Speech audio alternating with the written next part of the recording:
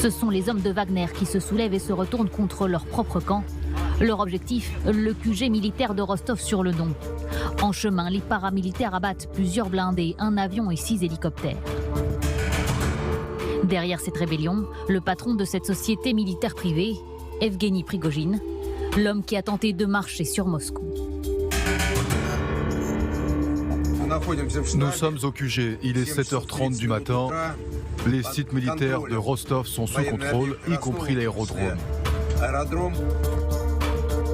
Rostov-sur-le-Don, c'est la base arrière de l'opération spéciale en Ukraine. Le chef de Wagner n'a pas froid aux yeux, il confronte directement de hauts gradés de l'armée russe. Nous voulons rencontrer le chef d'état-major et Shoigu. Prenez-les. On restera jusqu'à ce qu'on les ait. On va bloquer la ville de Rostov. On ira jusqu'à Moscou. Une image qui m'a vraiment marquée, c'était celle de Prigojine avec le vice-ministre de la Défense et le numéro 2 du renseignement russe militaire, GRU, à boire le thé tranquillement comme trois petits vieux et se faisait un petit peu réprimander par Prigojine comme un professeur réprimanderait des élèves passage. Les deux autres militaires qui sont là, à rien dire, juste à boire du thé.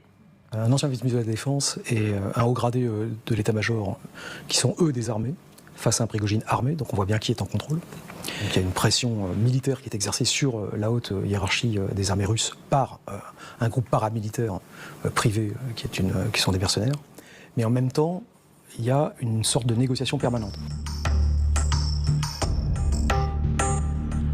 La guerre se déporte brutalement sur le territoire russe.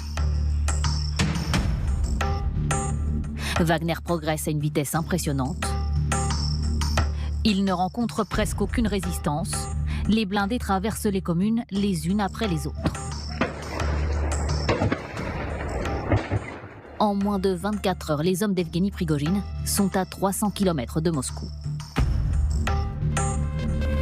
On a un appareil de sécurité russe qui est très apathique. C'est à la fois